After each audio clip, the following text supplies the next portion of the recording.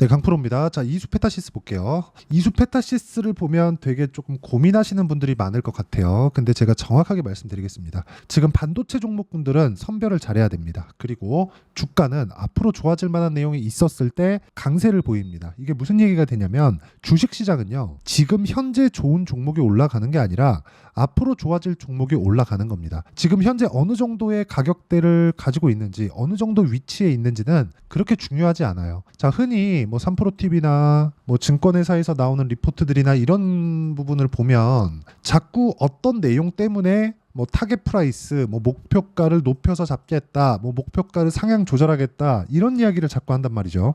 근데 이게 다 틀린 이야기입니다. 다. 자, 왜 그런지 제가 말씀드릴게요.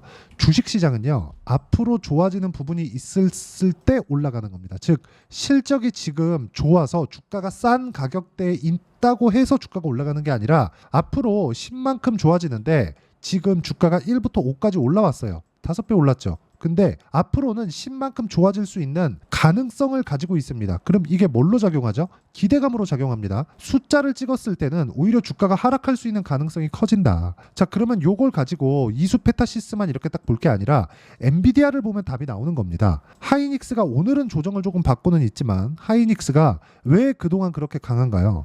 HBM 때문에 그렇죠. HBM은 어디 들어가나요? AI 반도체 때문에 그렇습니다. 이쪽으로 많이 나가면 나갈수록 어디 쪽에 좋아지는 환경이 갖춰지나요? 이수페타시스예요.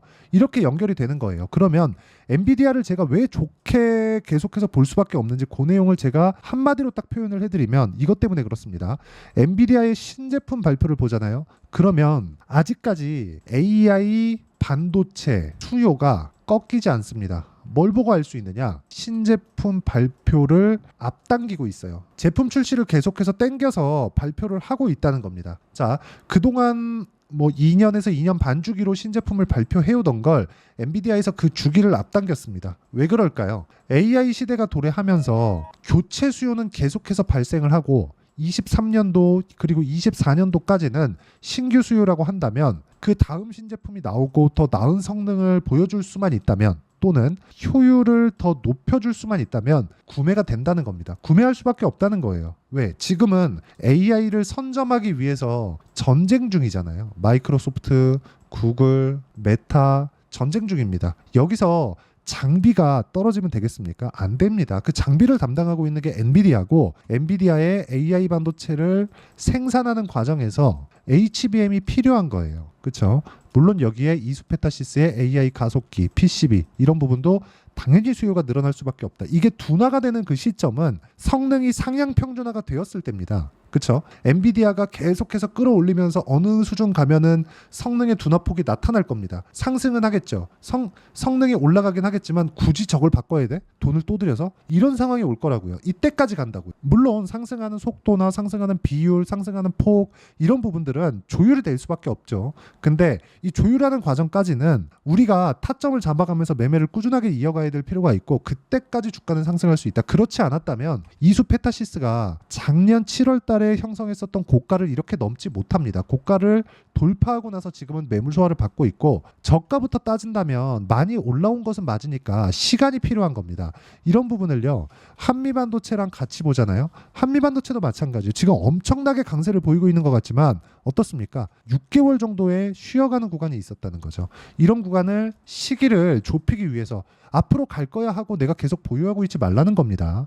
그리고 이런 부분에 대해서 내가 이해를 했을 때 어느 정도의 수익을 낼 수 있는지 그리고 어떻게 매매를 이어가야 되는지를 제가 실제 매매 내용을 가지고 이야기를 드리겠습니다. 자, 첫 번째 HBM 관련주부터 이야기를 드릴게요. 자, DI나 그런 종목입니다. 어떻습니까? 매수매도 어때요? 14% 26% 이런 정도의 수익을 낼 수 있다는 점. 근데 싸게 사지 않는다. 올라가는 부분 확인하고 매수했을 때 이런 정도의 상황을 꾸준하게 만들어낼 수 있다는 점을 기억하셔야 됩니다.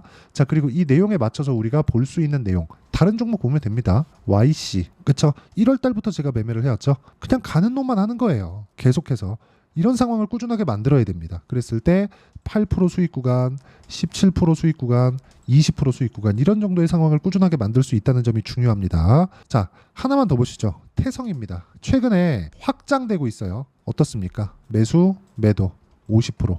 그쵸? 유리기판입니다. 이런 식으로 확장이 됩니다. 그리고 나서 이수페타시스. 자 보세요. 제가 올라가는 구간에서 매매를 꾸준하게 해오고 있죠. 이런 상황을 꾸준하게 만들지 않으면 주식시장은 진짜 나한테 어려워질 수밖에 없다는 점이 중요합니다. 올라온다, 이제 올라갈 것 같다, 이 상태에서 사지 않죠. 확실하게 올라가면 삽니다. 그렇죠? 그리고 이런 부분을 제가 여기 소통방에서 모두 공유를 해드리고 있고, 오늘 같은 경우에도 뭐 재룡산업이나 그런 종목들 보면 20%씩 이렇게 강세 구간에 들어가죠. 이런 상황을 내가 꾸준히 만들려면 가격에 대한 이해가 필요하고, 소통방에서는 가격에 대한 그 방식, 어떤 식으로 봐야 되는지 그 판단을, 그쵸? 제가 계속해서 실시간 시세를 토대로 이야기를 드리고 있으니까 구독과 좋아요 눌러주시고요. 상단에 있는 전화번호로 구독 또는 소통이라고 문자 보내주시면 소통방 입장 링크를 순차적으로 공유를 해드리도록 하겠습니다. 자 그러면 여기 보시면 재룡산업인데, 재룡산업 왜 올라요? 전기 부족 사태, 그쵸? 전선, 전기, 변압기, 이쪽은 지금 어마어마하게 많이 올라갑니다. 이런 상황을 내가 꾸준하게 수익 구간으로 만들려면 확인은 하고 매매를 해야 되는 그런 상황을 계속해서 이어가야 돼요. 이거 못 만들잖아요. 그럼 주식시장은 진짜 어려워져요. 왜? 매매하는 과정에서 나는 예측할 수 있는 한계가 있거든요. 예측은 틀릴 수 있기 때문에 그래요. 무조건 가격 먼저 보라고 이야기를 드리는 게 이런 것 때문에 그렇습니다. 그렇죠? 자 보시면 재룡산업 매수매도 한 번씩 했죠. 떨어졌죠. 올라가는 과정에서 뭐예요? 확인하고 매수하죠. 이쪽에서 이제 가겠지? 이런 거 아니라는 거예요. 한 번씩 고가를 터치하면서 여기서 쏟아지는 매물을 다 받아먹고 다시 올라갔을 때가 적절한 타점이 되고, 이런 부분을 구분할 수 있는 내용은 내가 뭐 분봉에 대한 이야기, 그리고 주가가 뭐 22평과 62평의 배열도, 아직까지는 뭐 큰 수익이 발생한 건 아닙니다. 근데 제가 말씀드리고자 하는 건 뭐냐, 주식시장은 예측할 수 있는 한계가 있다는 거예요. 즉 틀릴 수 있는 건 하지 말아야 됩니다. 왜? 손해가 발생할 수 있기 때문에. 틀릴 수 있는 걸, 즉 예측하는 부분에서 내가 틀렸을 때 손해를 보는 부분을 감안하고 매매를 하더라도 손절을 하는데, 이런다고 해서 내가 꾸준하게 수익을 볼 수 있느냐? 아니에요. 보유기간이 너무 길어질 수 있습니다. 예측이 틀렸을 때. 오히려 내가 손절을 딱 해서 어느 정도까지 딱 보고 손절한다 이러면 오히려 그게 더 나을 수 있습니다. 근데 내가 막 자꾸 막 싸게 살라 그러면 늘어지는 구간에서 올라갈 때 털리고, 나는 보유기간이 한 3개월, 4개월, 6개월씩 이렇게 되는데, 정작 시세가 나오는 구간은 한 달도 안 되는 경우가 태반이에요. 예를 들어서 아까 전에 보여드린 종목군들 중에서 태성 같은 경우에도 방금 전에 보여드렸었던 이수페타시스와 같이 제가 싸게 샀나요? 아니요. 올라가는 거 다 확인하고 매수하죠. 그렇죠? 이렇게 50%씩 수익을 보는 데 있어서 2주 이상 걸리지 않습니다. 물론 이것보다 더 길어질 수 있고 오차 범위가 존재합니다. 근데 그 오차 범위가 2주 내에서 크게 벗어나지 않는다.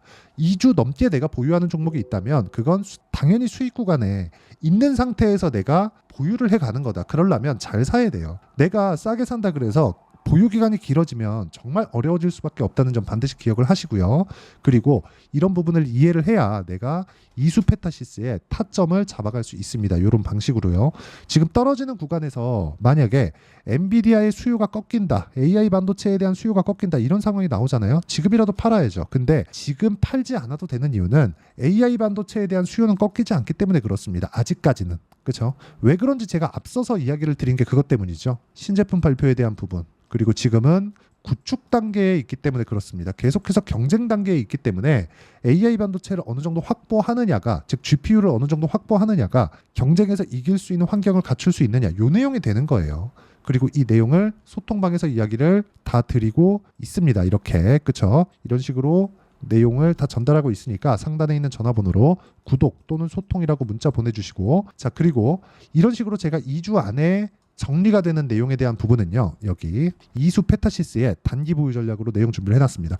단기는 2주입니다. 2주 안에 수익 전환시키지 않으면 심리가 흔들려서 어렵습니다. 그리고 2주 안에 내가 수익 구간으로 못 간다? 그럼 손절해야죠. 그 손절하는 폭이 굉장히 크면 되겠습니까? 그쵸? 손절을 했더니 한 방 맞았더니 다음에 매매할 돈이 없어졌다. 이런 상황 만들면 안 되죠. 그러기 위해선 가격에 대한 이해가 필요합니다. 그리고 이 내용을 토대로 제가 이수페타시스의 실시간 타점을 문자로 공유를 해드리도록 할 테니까 상단에 있는 전화번호로 이수페타시스라고 문자 보내주시면 단기 보유 전략과 실시간 타점을 문자로 공유를 해드리도록 하겠습니다.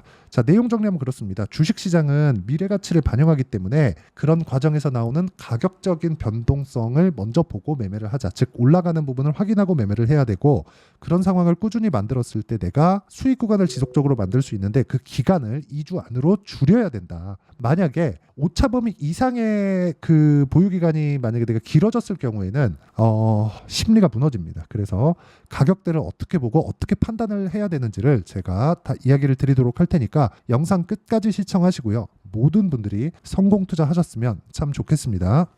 자, 24년도가 돼도 여전히 시장은 녹록지 못합니다. 이런 상황이 벌어지는 건 어쩔 수 없습니다. 이런 상황에서도 수익이 나는 종목들의 구조는 변하지 않습니다. 즉, 대시세 종목에 대한 구조는 변하지 않는다는 거고, 실제 제가 소통방에서 지속적으로 이야기를 드리고 있는 내용도 대시세 종목이나 시장 주도주를 공략하는 건 철저하게 가격 분석을 하라고 이야기를 드리고, 가격 분석 이후에는 이슈에 대한 파악, 그리고 이슈를 파악하고 나서는 다시 내가 얼마에 매수할지 그 타점에 대한 부분을 지속적으로 언급을 하고 있습니다.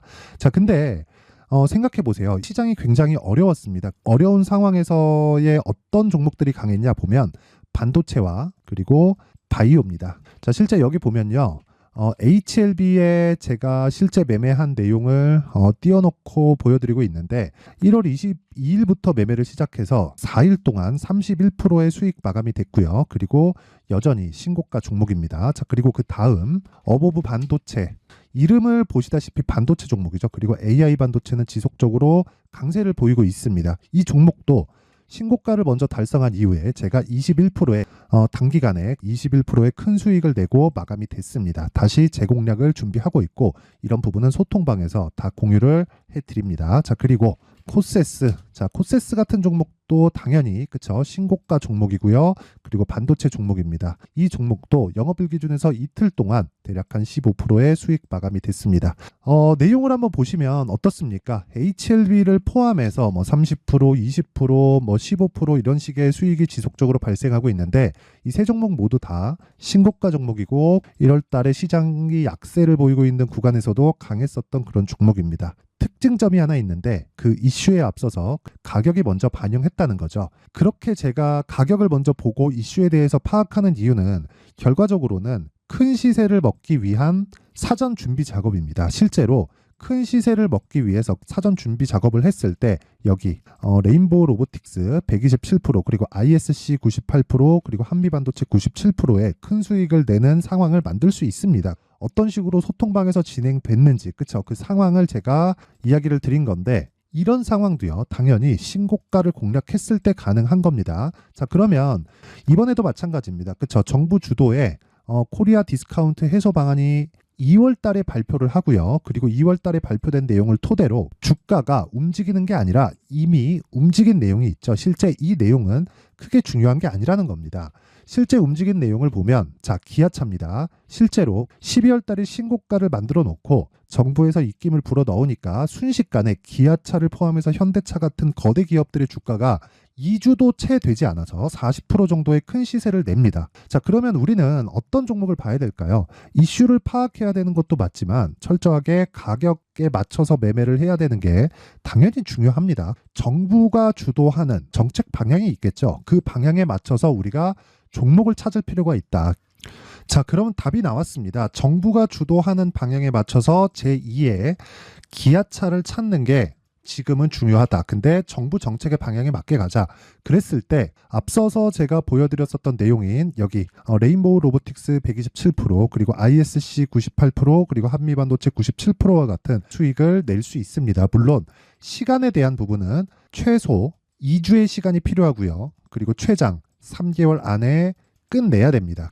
자, 기아차의 시세를 보셨던 것과 같이 2월 달에 정부 정책의 방향이 결정되고요. 바로 3월 달이면 시행입니다. 자, 그러면 우리는 거기에 맞춰서 당연히 종목을 찾아야 되고, 제가 제2의 기아차를 찾아놨습니다. 제가 아까 전에 소통방에서 이야기를 드렸었던 내용 다 공개를 해드렸는데, 그 내용처럼 종목만 받고 싶다 하시는 분들은요, 상단에 있는 제 전화번호로 대시세, 자, 대시세라고 문자를 보내주시면 정부 정책의 방향에 맞는 종목을 모든 분들에게 무료로 공개를 해드리도록 하겠습니다. 자, 제가 원하는 건 채널 성장이 목적입니다. 자, 그래서 구독과 좋아요 꼭 좀 부탁드리고요. 모든 분들이 정부 정책에 맞는 방향으로 매매를 이어가서 큰 수익 보셨으면 좋겠습니다.